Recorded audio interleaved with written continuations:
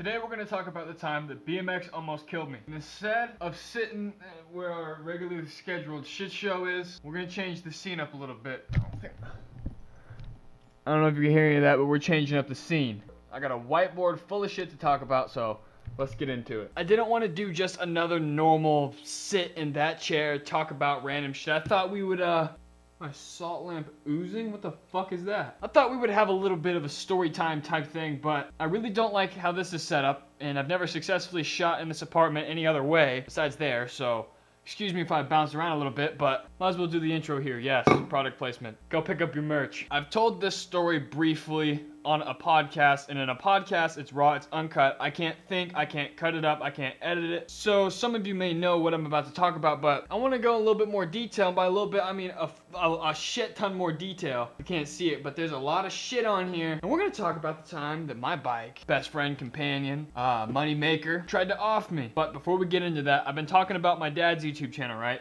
I've been saying subscribe, he's got a lot of dope shit. Trying to get him to 1,000. Once again, subscribe, and I've been saying like, oh yeah, I'll give you a shout out if you subscribe. I did the shout out. I've been talking about we're gonna do cash prize giveaways. We haven't done that yet. We're doing a 4-part DWI/DUI series. We're gonna get all 4 of those videos out this week, and then we're gonna announce a $50 Amazon gift card giveaway. So if you wanna go ahead, subscribe to his channel down below, because that's gonna be the main point of the giveaway. And await further instructions anyway. Now that we've got the merch out of the way, after we've got the subtle podcast plug out of the way, and after we've got the up and coming dad's channel giveaway subscription fucking bullshit out of the way, let's get into the story. But I don't want to do it here. There's also 79 degrees in this goddamn apartment. I've had those doors open. It's a nice day, but shit. This is also serving as a way for me to kind of figure out other potential places I could film in this apartment, and I've confirmed that this is not one of them. So we're gonna kind of do this a little bit more organized. I've got several parts here. So part 1 is we're gonna set the scene.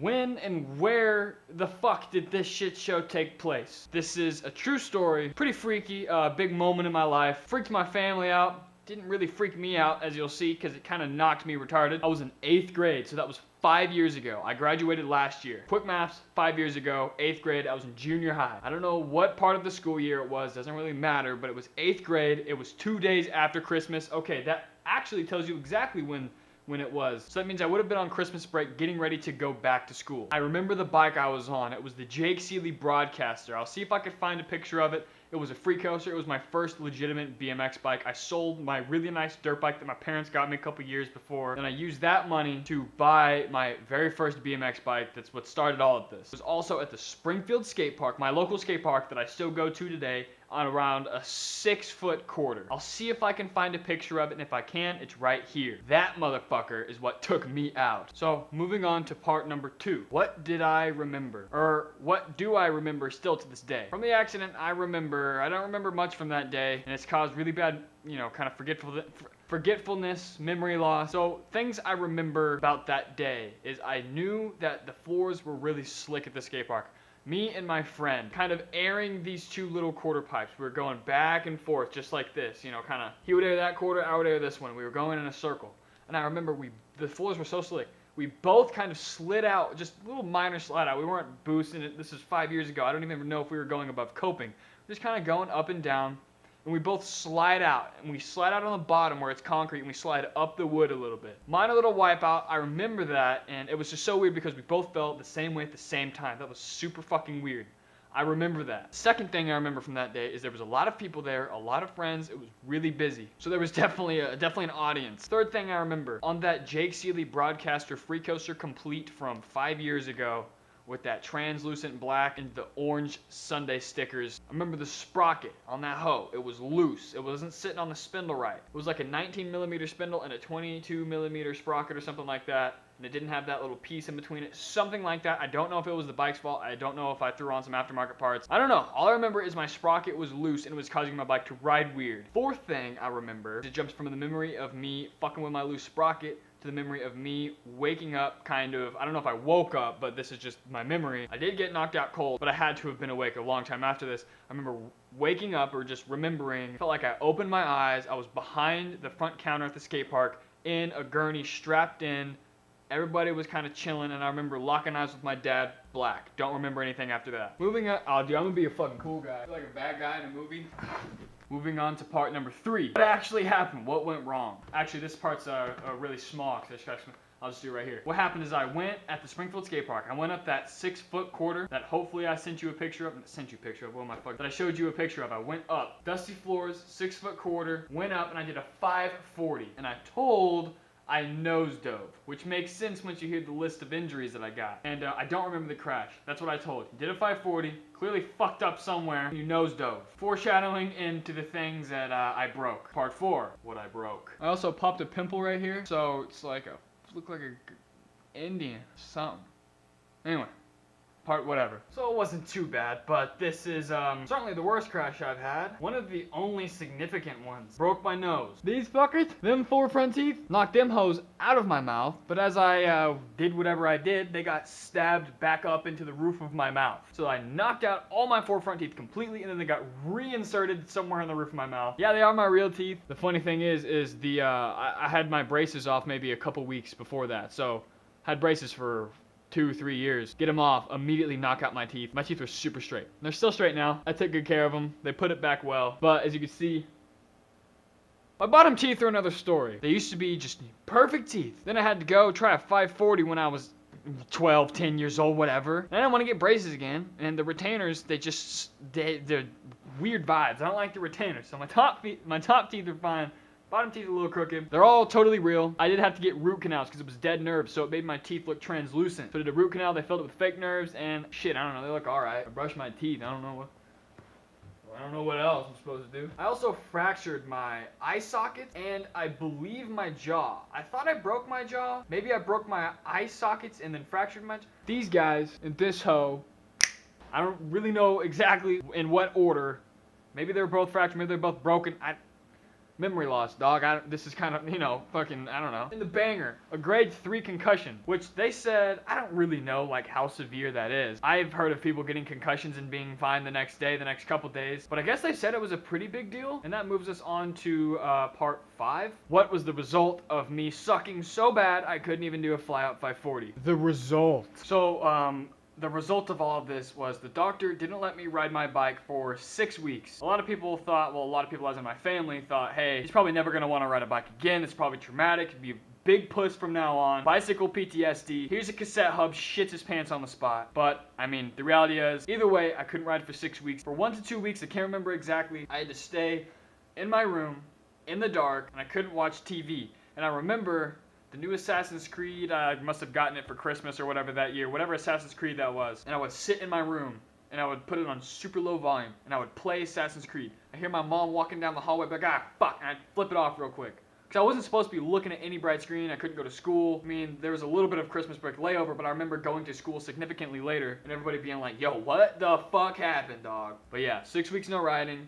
1 to 2 weeks, it's just isolation, sitting in my room, no loud noises, no playing video games, no nothing. And if I was allowed to play video games, it would be for like 15-minute intervals every other hour. I don't know. 5 years ago, and obviously I have memory loss now. That was the result. Moving on to part number 6. The only memories I have is I woke up in the middle of a hospital room. I say wake up. By wake up, that's my way of interpreting, like, my memories flashed in. This is where my memory flashes out. And I interpret it as waking up, experiencing it, and falling back asleep. I could have been awake this whole time. I could have been awake for hours. Fuck if I know. Anyway, I wake up, I look around, I'm in a hospital room.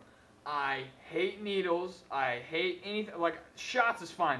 I don't like giving blood. I don't like IVs. I wake up. I feel like shit. I look. First thing I realize, there's a plastic tube coming out of my arm. And it's like just a plastic tube coming out of my arm. There's like nothing attached to it. I was like, what the fuck is this doing here? So I remember that. I remember waking up, seeing an IV. And I remember looking at my parents. I remember my dad was sitting in a chair crying. And I remember my mom kind of comforting him.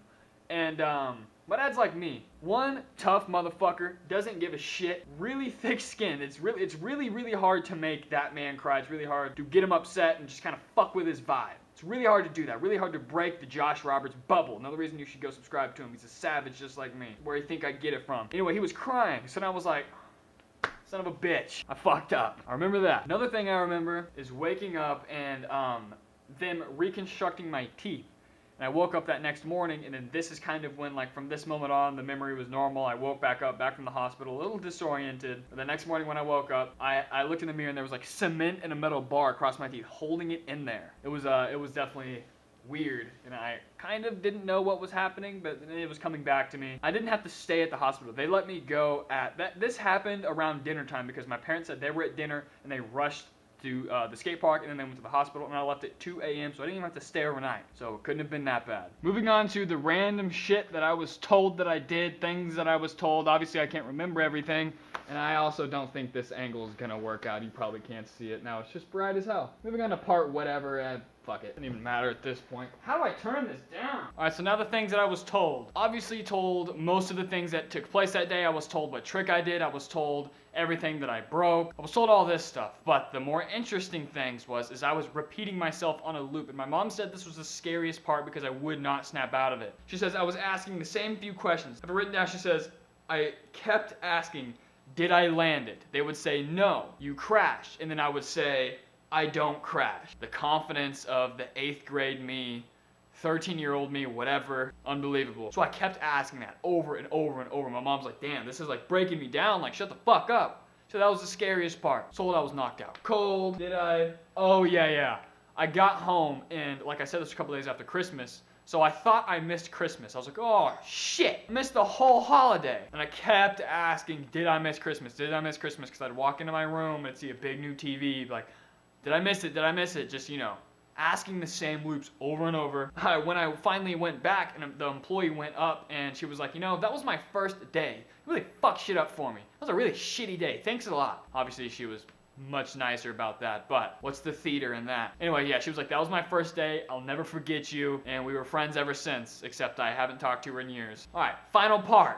Why didn't it stop me from riding BMX? What got me back on the bike? Why didn't it stop me from riding BMX? What got me back on the bike? Alright, I've realized that I don't want to move, so we're finishing the video the same spot. Also, the kicks match the shirt. It's summertime. Bitch, get your tropical shirts out. Apparently, Hawaiian shirts is offensive to Hawaiians, so. Anyway, I could come up with something that's like, oh, I love staring fear in the face and just fucking it like it's my bitch. But that's not the truth. Well, it kind of is the truth. Adrenaline is a drug that I am addicted to. But the truth is, it just didn't scare me, didn't faze me. What's the alternative? I crashed. Shit happens. I'm not dead, I'm alive. I learned from it.